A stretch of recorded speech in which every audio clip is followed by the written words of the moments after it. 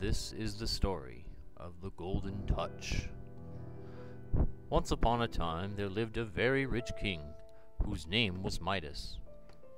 He had one little daughter, whom he loved very much, and whose name was Marigold. King Midas loved gold more than anything else in the world, except his little daughter. One day, Midas was enjoying the sight of gold in his treasure room when Dionysus appeared before him. You are a rich man, King Midas. You have a lot of the gold in this room. Nobody else in the world has as much. Yes, I have, but not as much as I wish to have. I wish everything that I touch to be changed to gold. The Golden Touch. But are you quite sure that this will make you happy? Of course I am. And will you never be sorry to have the Golden Touch? Never. I'll be very happy. Be it as you wish then. Tomorrow at sunrise you will get the Golden Touch.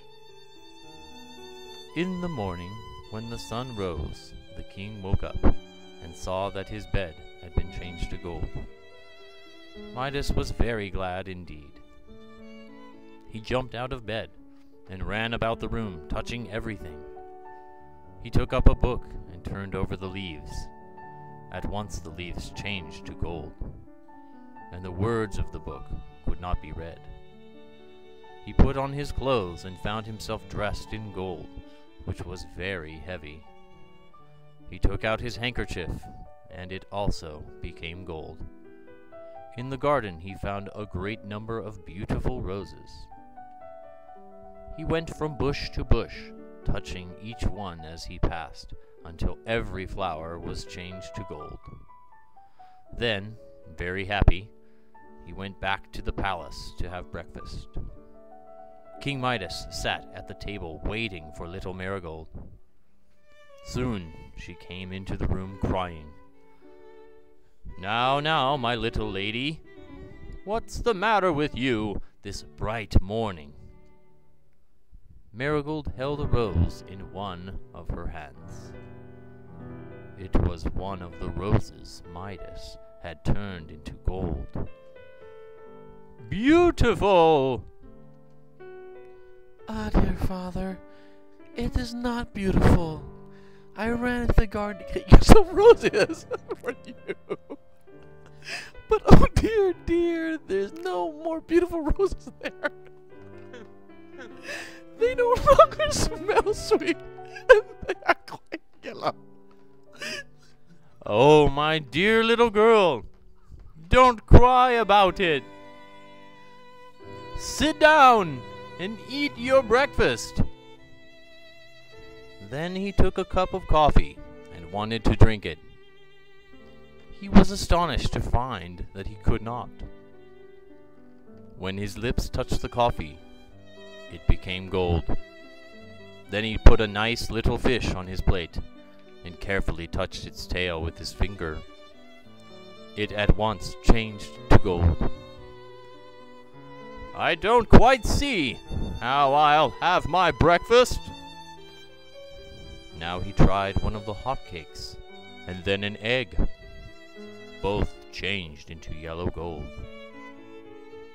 Hoping that by being very quick he might get something to eat, King Midas then took a hot potato and put it into his mouth. But the Golden Touch was too quick for him. He found his mouth full of hot metal. He jumped up from the table and began to dance about the room, shouting with pain. Father, dear father, what is the matter? What has happened to you? "Oh, my dear child, it's terrible! It's terrible!" Pretty Marigold jumped up from her chair and, running to Midas, threw her arms around him. He kissed her. "My dear Marigold!" But Marigold made no answer.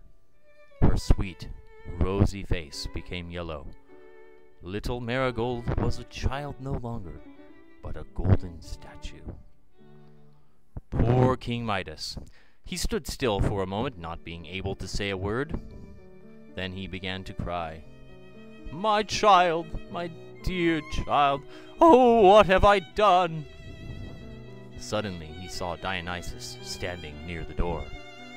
Well, friend Midas, how are you getting on with your golden touch? "I am the poorest man in the world. I have lost all that my heart really cared for." Ah, so life has taught you a good lesson. Let us see. Then which of these two things is dearer? The golden touch or 1 cup of cold water? "Oh dear, cold water!" The golden touch or a piece of bread? "A piece of bread is better than all the gold on earth." The golden touch or your own little marigold, warm, rosy, and loving as she was an hour ago? "Oh, my child, my dear child!" You are wiser than you were, King Midas. Your heart, I see, is no longer filled with the love of gold alone. Tell me now, do you really wish to give up your golden touch? Of course! Of course! Go then, and put your hands in the river that runs in your garden. Also, take some of the water from the river and sprinkle it over anything that you wish to change back again from gold to what it had been before. King Midas wanted to thank Dionysus, but Dionysus had disappeared. Midas lost no time. He went to the river at once and jumped into the water without even taking off his shoes. King Midas went back to his palace. The first thing he did was to sprinkle the water over the golden statue of little Marigold. The rosy color came back to her face. She was astonished to see that she was wet, and that her father was sprinkling water over her. What are you doing, dear father? I put on this nice dress only this morning. Marigold didn't know that she had been a little golden statue. Her father didn't tell her how foolish he had been, but he led her into the garden and sprinkled the rest of the water over the golden roses and changed them back into sweet flowers.